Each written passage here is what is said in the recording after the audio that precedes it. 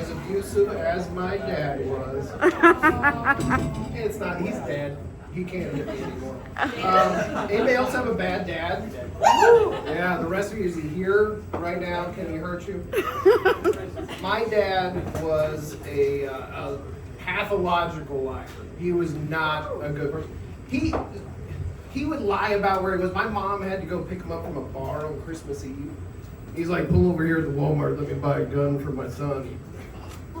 We don't need gun control, why?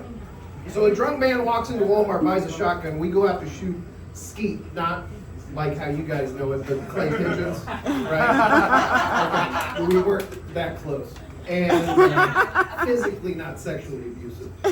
And I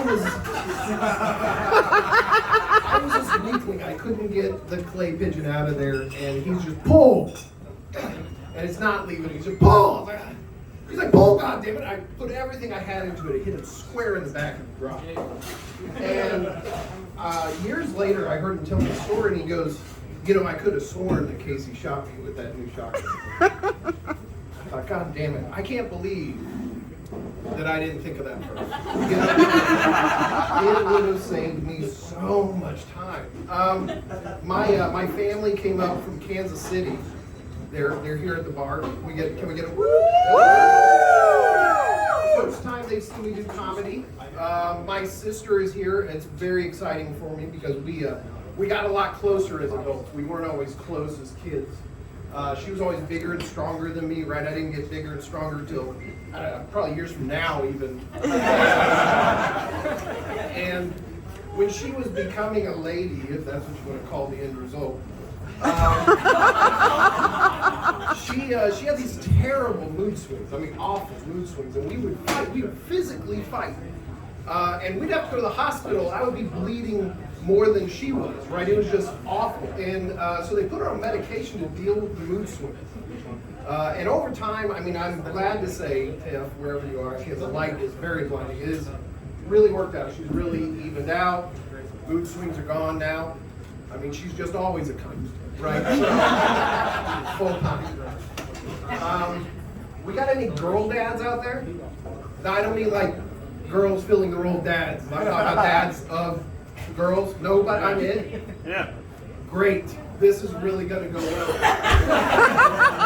So, you know, they teach you a lot of things in parenting classes of what to expect, and they kind of stop it somewhere around like the 8, 9, 10 years old. And I've got a 12-year-old, and she's becoming a lady.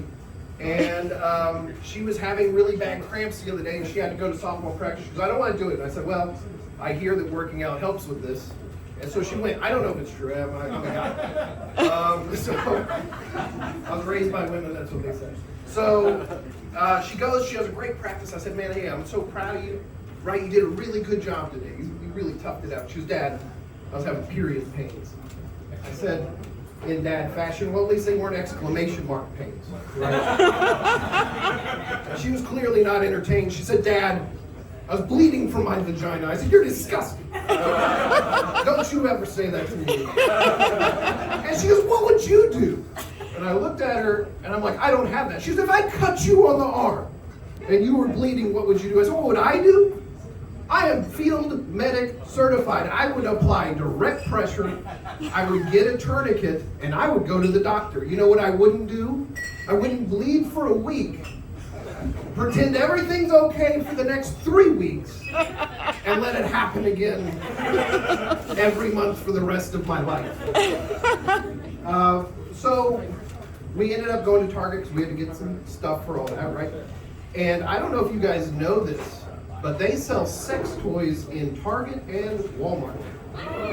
Yes, some of you are Googling the nearest Target. I can see it.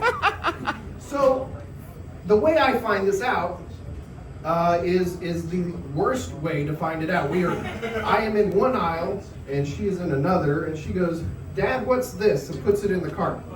And I don't mean that they have sex toys. They have like sex toys. And she puts, I said, oh my God, where did you get this? And do they have a 2-for-1 special? So she said, well, I don't understand. I said, well, you remember when we were talking about Roe v. Wade and Oklahoma and abortion and everything earlier? Because she had a lot of questions. She goes, yeah. I said, let me give you a quick explanation. We went over to the condom aisle. I wasn't gonna buy it for her. I said, look, you see how these are locked up? She goes, yeah. I said, okay. Well, so in the state of Oklahoma, no abortions, right? We're done with those. And over here is the thing that will help you from getting pregnant. We're gonna lock those up.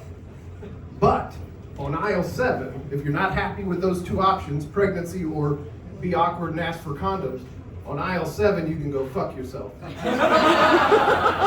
you very much. I'm Casey Martinez.